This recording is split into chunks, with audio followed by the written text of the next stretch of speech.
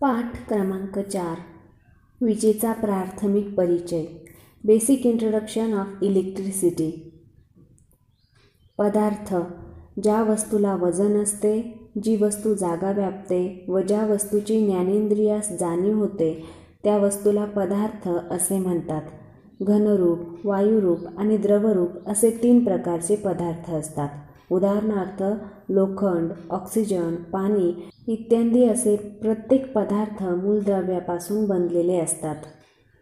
मूलद्रव्ये.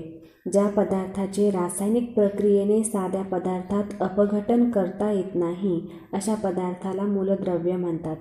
मूलद्रव्याचे कितीही लहानात लहान कण केले तरीही त्यांच्या अतिसूक्ष्म कणात दुसरा पदार्थ मिळत नाही. उदाहरणार्थ सोने, चांदी, तांबे इत्यादी.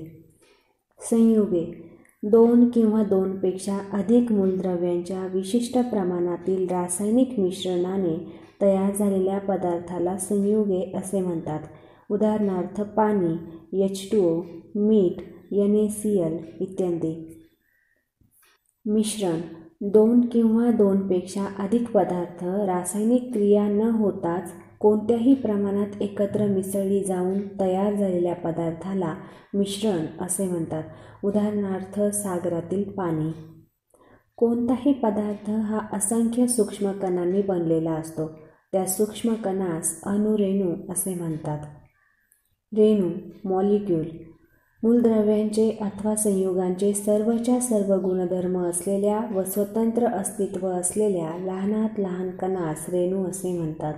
उदाहरणार्थ लोखंड, खडू इत्यादीचा सर्वात लहान कण. अणू, ॲटम. मूलद्रव्यांचे सर्वच्या सर्व गुणधर्म अंगी असलेल्या सूक्ष्मतम कणास अणू असे म्हणतात. अनेक अणूपासून रेणू तयार होतो. अणू हा इतका सूक्ष्म असतो की एका टाचणीच्या टोकावर अब्जावधी अणू समावू शकतात. उदाहरणार्थ ऑक्सिजन, O2 व हायड्रोजन H2 यांच्या रेणू त्या त्या मूलद्रव्यांच्या प्रत्येकी 2 अणूंनी बनलेला असतो. अणूंची संरचना. ॲटमिक स्ट्रक्चर. प्रत्येक अणूच्या मध्यभागी एक कठीण कवच असते. त्यास केंद्रक असे म्हणतात. केंद्रकामध्ये न्यूट्रॉन व प्रोटॉन असतात आणि केंद्रकाभोवती मोठी पोकळी असते. त्या पोकळीत निरनिराळ्या दीर्घवर्तुळाकार मार्गाने इलेक्ट्रॉन्स फिरत असतात. ज्या मार्गाने इलेक्ट्रॉन्स फिरत असतात त्या मार्गास इलेक्ट्रॉन्स कक्षा असे म्हणतात. विद्युतदृष्ट्या इलेक्ट्रॉन्स हे ऋण प्रभारित कण असतात. इलेक्ट्रॉन्स आकाराने मोठे परंतु वजनाने हलके असतात. त्यामुळे त्यास थोडेसे ढकलले तरी ते चटकन आपली जागा सोडून वहनात भाग घेतात. प्रोटॉन हे विद्युतदृष्ट्या धनभारित कण असतात. इलेक्ट्रॉन्सच्या तुलनेत प्रोटॉन आकाराने लहान परंतु जवळपास 1840 पटीने जड असतात. त्यामुळे ते आपली जागा सोडत नाहीत. अर्थात प्रोटॉन हे वहनात भाग घेत नाहीत. न्यूट्रॉन हे विद्युतदृष्ट्या उदासीन न्यूट्रल असतात. म्हणजे त्यावर कोणताही भार चार्ज नसतो. केंद्रकामध्ये ते प्रोटॉनशी घट्ट बांधलेले असतात. एखाद्या मूलद्रव्याच्या अणूमध्ये जेवढे इलेक्ट्रॉन्स असतात तेवढेच प्रोटॉन्सही असतात. इलेक्ट्रॉन्स व प्रोटॉन्सच्या संख्या एवढाच त्या मूलद्रव्यांचा अणुक्रमांक असतो. उदाहरणार्थ ॲल्युमिनियमचा अणुक्रमांक 13 आहे तर त्याचा अर्थ त्यांच्या अणूमध्ये इलेक्ट्रॉन्स व प्रोटॉन्सची संख्या 13 आहे. कोणत्याही अणूतील एकूण इलेक्ट्रॉन्स हे अणुकेंद्रकाभोवती वेगवेगळ्या कक्षामध्ये सामावलेले असतात. कोणत्याही अणुकेंद्रकाभोवती जास्तीत जास्त 7 कक्षा असतात. त्या K, L, M, N, O, P, Q ह्या अक्षराने दाखवतात. त्या कक्षांमध्ये 2n² ह्याप्रमाणे इलेक्ट्रॉन्स सामावले जातात. n म्हणजेच कक्षांचा क्रमांक होय. K ह्या पहिल्या कक्षेत 2x1x1 बरोबर 2 इलेक्ट्रॉन्स. L ह्या दुसऱ्या कक्षेत 2x2x2 बरोबर 8 इलेक्ट्रॉन्स. M ह्या तिसऱ्या कक्षेत 2x3x3 बरोबर 18 इलेक्ट्रॉन्स. Q ह्या कक्षेत 2x7x7 बरोबर 98 इलेक्ट्रॉन्स. याप्रमाणे इलेक्ट्रॉन्स सामावले जातात. परंतु प्रत्येक अणूतील सर्व कक्षा पूर्णपणे भरलेल्या असतातच असे नाही. सामान्यतः पहिल्या 18 क्रमांकाच्या मूलद्रव्यांच्या बाबतीत वरीलप्रमाणे विभागणी होत असते. काही मूलद्रव्यांच्या अणूमध्ये 7 पेक्षा कमीही कक्षा असतात. एकूण कक्षांपैकी सर्वात बाहेरची जी कक्षा असते त्या कक्षेस संयोजक कक्षा असे म्हणतात आणि संयोजक कक्षेतील इलेक्ट्रॉन्सला मुक्त इलेक्ट्रॉन्स, फ्री इलेक्ट्रॉन्स असे म्हणतात. ह्या कक्षेत जास्तीत जास्त 8च इलेक्ट्रॉन्स सामावले जातात व संयोजक कक्षेच्या सर्वात जवळच्या लास्ट बट वन कक्षेत जास्तीत जास्त 18 इलेक्ट्रॉन्स सामावले जाऊ शकतात. उदाहरण, एका अणूमध्ये 5 कक्षा आहेत. 5वी कक्षा म्हणजेच संयोजक कक्षा सर्वात शेवटची कक्षा होय. 5व्या कक्षेत 2n² प्रमाणे 2 × 5 × 5 बरोबर 50 इलेक्ट्रॉन्स पाहिजे होते, परंतु वर सांगितलेल्या मर्यादेनुसार 5व्या कक्षेत 8 पेक्षा जास्त व 4थ्या कक्षेत 18 पेक्षा जास्त इलेक्ट्रॉन्स असू शकत नाही.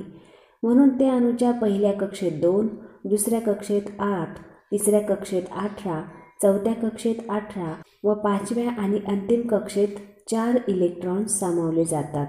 खालील आकृतीमध्ये कॉपर व ॲल्युमिनियमचा अणू व त्यांचे इलेक्ट्रॉन्स दाखवले आहेत. ॲल्युमिनियमचा अणू क्रमांक 13 आहे. त्याच्या अणूमध्ये पहिल्या कक्षेत 2 इलेक्ट्रॉन्स, दुसऱ्या कक्षेत 8 इलेक्ट्रॉन्स, तिसऱ्या कक्षेत संयोजक कक्षेत 3 इलेक्ट्रॉन्स याप्रमाणे एकूण 13 इलेक्ट्रॉन्स सामावलेले असतात. कॉपरचा अणू क्रमांक 29 आहे. त्याच्या अणूमध्ये खालीलप्रमाणे इलेक्ट्रॉन्स असतात. पहिल्या कक्षेत 2 इलेक्ट्रॉन्स, दुसऱ्या कक्षेत 8 इलेक्ट्रॉन्स, तिसऱ्या कक्षेत 18 इलेक्ट्रॉन्स व चौथ्या कक्षेत 1 इलेक्ट्रॉन ह्याप्रमाणे एकूण 29 इलेक्ट्रॉन्स विभागलेले असतात. प्राथमिक विद्युत. इलेक्ट्रॉन्स वहनालाच विद्युत असे म्हणतात. साधारण स्थितीत प्रत्येक अणूमध्ये धनभार पॉझिटिव्ह चार्ज व ऋणभार निगेटिव्ह चार्ज समान असतो. परिणामी तो अणू विजेचा कोणताही चार्ज दाखवत नाही. परंतु जर त्या अणूवर बाह्य प्रेरणा लावली तर मुक्त इलेक्ट्रॉन्स आपली जागा सोडून शेजारच्या अणूमध्ये जातो आणि तो अणू चार्ज होऊन विजेचे अस्तित्व दाखवू लागतो. अणू ज्यावेळी आपल्या बाह्यतम कक्षेतील 1 किंवा अधिक इलेक्ट्रॉन्स गमावतो त्यावेळी प्रोटॉन्सच्या संख्येपेक्षा इलेक्ट्रॉन्सची संख्या कमी होते, म्हणून तो अणू धन पॉझिटिव्ह चार्ज भारित होतो. ज्यावेळी एखादा अणू आपल्या बाह्यतम कक्षामध्ये दुसऱ्या अणूकडून इलेक्ट्रॉन्स मिळवतो त्यावेळी प्रोटॉन्सपेक्षा इलेक्ट्रॉन्सची संख्या वाढून तो अणू ऋणभारित निगेटिव्ह चार्ज होतो. इलेक्ट्रॉन्स गमावणे किंवा मिळवणे हे त्या अणूच्या बाह्यतम कक्षातील इलेक्ट्रॉन्सच्या संख्येवर अवलंबून असते, कारण प्रत्येक अणू त्याच्या बाह्यतम कक्षामध्ये 8 इलेक्ट्रॉन्स सामावून घेऊन अष्टक स्थिती प्राप्त करून स्थिर होण्याचा प्रयत्न करतो. ह्या स्थितीसाठी त्या अणूला आपल्या इलेक्ट्रॉन्सची देवाणघेवाण अथवा एकमेकांशी भागीदारी करावी लागते.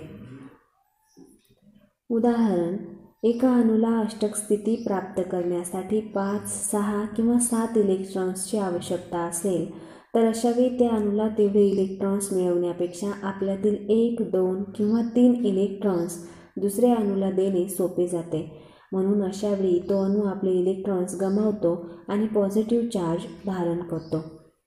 साधारणपणे सर्व धातू इलेक्ट्रॉन्स देणारे असतात व अधातू इलेक्ट्रॉन्स घेणारे असतात. स्थिर विद्युत स्टॅटिक इलेक्ट्रिसिटी. जी विद्युत 2 अणूच्या घर्षणाने, परावर्तनाने किंवा स्पर्शाने तयार होते त्यास स्थिर विद्युत असे म्हणतात. उदाहरणार्थ, शिशाचा रॉड मांजरीच्या कातड्यावर घासला असता घर्षणामुळे शिशाच्या अणूतील इलेक्ट्रॉन्स मुक्त होऊन कातडीच्या अणूमध्ये जातात, त्यामुळे शिशे पॉझिटिव्ह चार्ज धारण करतो. हा चार्ज अतिशय अल्प प्रमाणात तयार होतो. हा चार्ज म्हणजेच स्थिर विद्युत होय. अशी वीज एका ठिकाणाहून दुसऱ्या ठिकाणी वाहून नेता येत नाही. शिवाय अशा विजेकडून कसल्याही प्रकारचे कार्य करून घेता येत नाही. फक्त प्रायोगिकरित्या ती पडताळून पाहता येते, म्हणून अशा विजेला स्थिर विद्युत असे म्हणतात. प्रवाही विद्युत डायनॅमिक इलेक्ट्रिसिटी. जी विद्युत जास्त प्रमाणात तयार करून एका ठिकाणाहून दुसऱ्या ठिकाणी वायर व केबलच्या साहाय्याने वाहून नेता येते त्या विजेला प्रवाही विद्युत असे म्हणतात. अशा विजेकडून अनेक प्रकारची कार्य करून घेता येतात.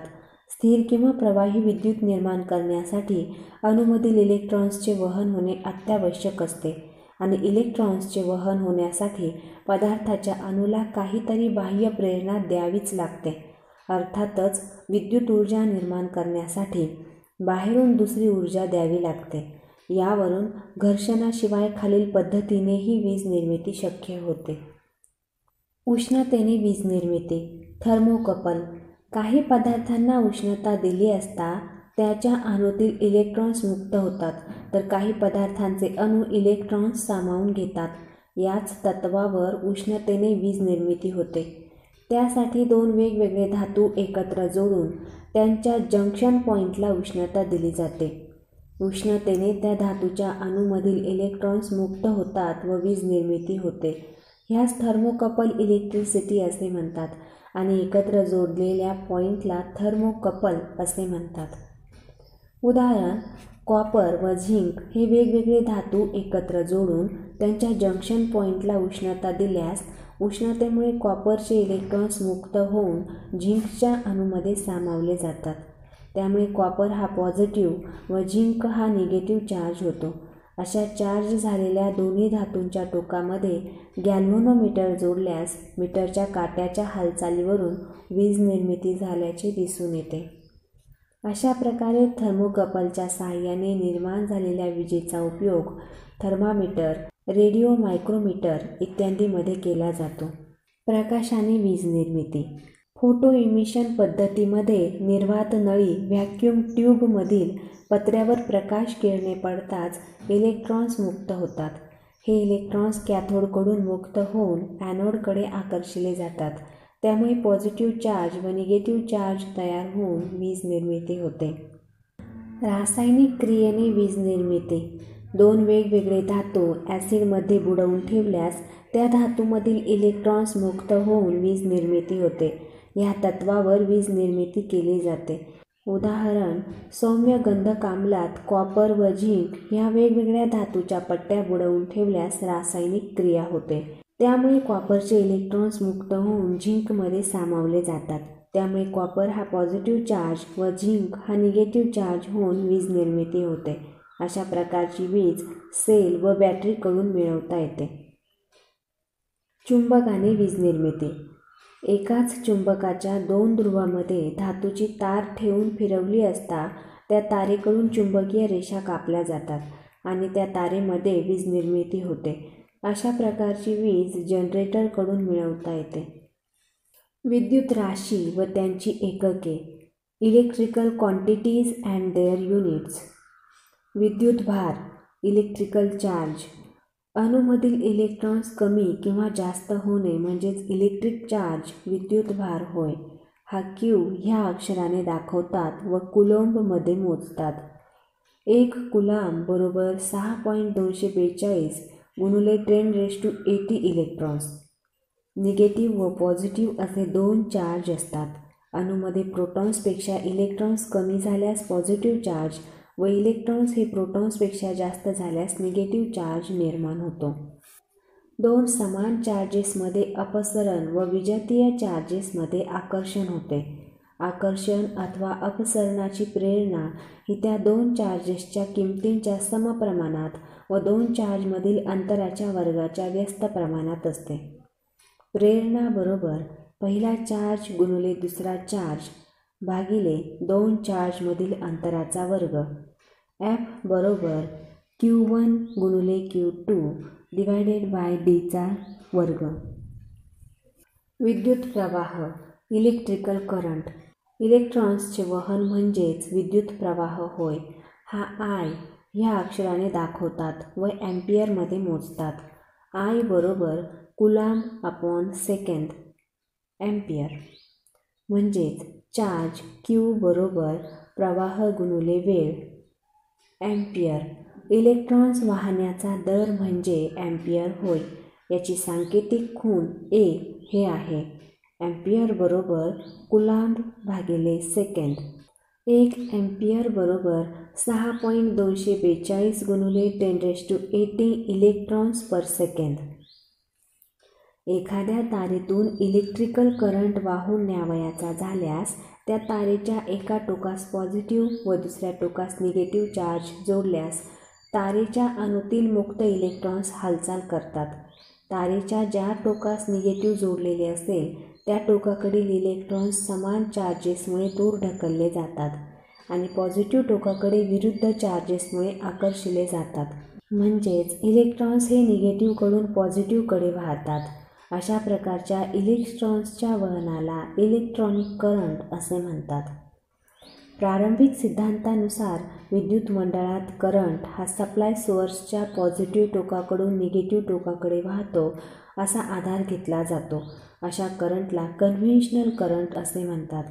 विद्युत मंडळात करंट हा जास्त दाबाकडून कमी दाबाकडे वाहतो.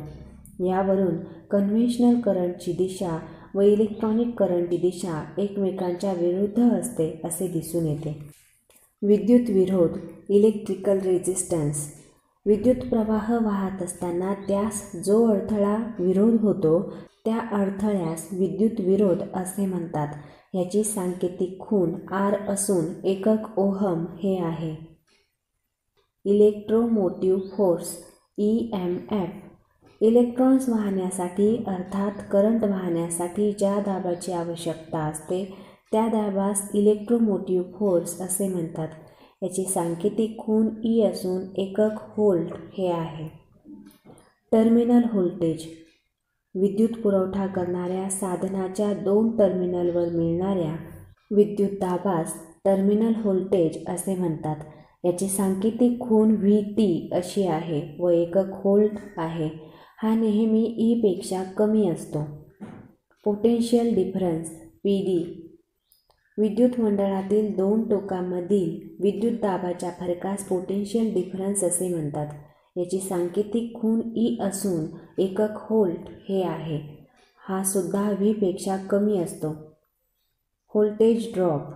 एखाद्या रेझिस्टन्समधून इलेक्ट्रिक करंट वाहत असताना त्या रेझिस्टन्समध्ये करंट व रेझिस्टन्स यांच्या गुणाकारा एवढा व्होल्टेज ड्रॉप खर्च होतो. त्या ड्रॉप होणाऱ्या विद्युत दाबास व्होल्ट ड्रॉप असे म्हणतात. याची सांकेतिक खूण VD असून एकक व्होल्ट हे आहे. व्होल्टेज ड्रॉप बरोबर करंट गुणिले रेझिस्टन्स. व्होल्टेज ड्रॉप बरोबर EMF वजा व्होल्टेज. व्होल्टेज. विद्युत दाबाचे व्होल्टेज हे व्यावहारिक नाव आहे. विद्युत प्रवाहित तारांच्या दोन टोकांमध्ये मिळणाऱ्या विद्युत दाबास अथवा विद्युत प्रवाहित तार व अर्थ यामध्ये मिळणाऱ्या विद्युत दाबास व्होल्टेज असे म्हणतात. व्होल्टेजचे वर्गीकरण. 250 व्होल्टपर्यंतच्या व्होल्टेजला लो व्होल्टेज असे म्हणतात. 250 व्होल्टच्या पुढे 650 व्होल्टपर्यंतच्या व्होल्टेजला मीडियम व्होल्टेज मध्यम दाब असे म्हणतात. 650 व्होल्टेजच्या पुढे 33,000 व्होल्टपर्यंतच्या व्होल्टेजला हाय व्होल्टेज उच्च दाब असे म्हणतात. 33,000 व्होल्टेजपेक्षा जास्त व्होल्टेजला एक्स्ट्रा हाय व्होल्टेज EHV असे म्हणतात. मराठीत ह्यास अतिउच्च दाब असे म्हणतात. कंडक्टन्स. तारेतून विद्युत प्रवाह वाहण्यास जो घटक मदत करतो त्यास कंडक्टन्स असे म्हणतात. ह्याची सांकेतिक खूण G असून एकक म्हो हे आहे. कंडक्टन्स हा रेझिस्टन्सच्या उलट घटक आहे म्हणून 1 भागिले कंडक्टन्स बरोबर रेझिस्टन्स आणि 1 भागिले रेझिस्टन्स बरोबर कंडक्टन्स. R बरोबर 1/G व 1/R बरोबर G. न बदलणारा प्रवाह डायरेक्ट करंट. ह्यास थोडक्यात DC असे म्हणतात. जो करंट आपली दिशा व किंमत न बदलता सातत्याने वाहतो त्यास DC असे म्हणतात. याची सांकेतिक खूण वजा अशी आहे. DC सप्लाय हा सेल, बॅटरी व DC जनरेटरकडून मिळतो. DCची पोलॅरिटी पॉझिटिव्हसाठी पॉझिटिव्ह व निगेटिव्हसाठी निगेटिव्ह अशा चिन्हाने दाखवली जाते. DCचा उपयोग विद्युत पृथक्करण क्रियेसाठी, बॅटरी चार्जिंगसाठी, आर्क वेल्डिंगसाठी, रिले ऑपरेटिंगसाठी, ऑटोमोबाईलमध्ये, इलेक्ट्रॉनिक्स उपकरणांमध्ये केला जातो. बदलणारा प्रवाह अल्टरनेटिंग करंट. ह्यास थोडक्यात AC असे म्हणतात. जो करंट आपली दिशा व किंमत सतत बदलत असतो त्यास AC असे म्हणतात. AC सप्लाय हा AC जनरेटर अल्टरनेटरकडून मिळतो. ACची पोलॅरिटी दाखवण्यासाठी लाईनसाठी L व न्यूट्रलसाठी N हे अक्षर वापरले जाते. ACचा उपयोग आपल्या दैनंदिन जीवनात, घरगुती वापरात, लाइटिंग, हीटिंग व मोटरिंगसाठी कारखान्यात मोठ्या प्रमाणात केला जातो. विद्युत एकके: 1 ओहम. 1 व्होल्ट दाबाने 1 अँपिअर प्रवाह नियंत्रित करण्यासाठी लागणाऱ्या विद्युत विरोधास 1 ओहम विरोध असे म्हणतात.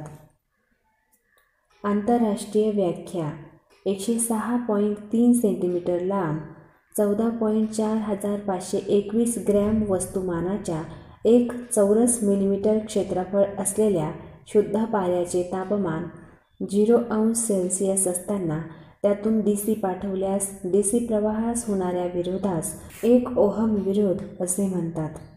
विशिष्ट विरोध: 1 घन एकक घनाकृती ठोकळ्याच्या समोरासमोरील बाजूतून DC प्रवाह पाठवला असता त्यास जो विरोध होतो त्या विरोधास त्या पदार्थाचा विशिष्ट विरोध असे म्हणतात. याची सांकेतिक खूण p असून हा ओहम दर घन एकक मध्ये सांगितला जातो. यास इंग्रजीमध्ये स्पेसिफिक रेझिस्टन्स किंवा रेझिस्टिव्हिटी असे म्हणतात. 1 ओहम बरोबर 10⁶ मायक्रो ओहम. 1 मेगा ओहम बरोबर 10⁶ ओहम. 1 किलो ओहम बरोबर 10⁻³ ओहम. 1 अँपिअर: 1 ओहम विरोधातून 1 व्होल्ट दाबाने जेवढा प्रवाह वाहतो त्या प्रवाहास 1 अँपिअर असे म्हणतात. 1 अँपिअर विशिष्ट परिस्थितीत न बदलणारा प्रवाह DC हा सिल्व्हर नायट्रेटच्या द्रावातून पाठवला असता दर सेकंदाला 0.001118 ग्रॅम चांदी मुक्त करण्यासाठी लागणाऱ्या प्रवाहाला 1 अँपिअर प्रवाह असे म्हणतात. 1 अँपिअर बरोबर 10⁶ मायक्रो अँपिअर. 1 अँपिअर बरोबर 10⁻³ मिली अँपिअर.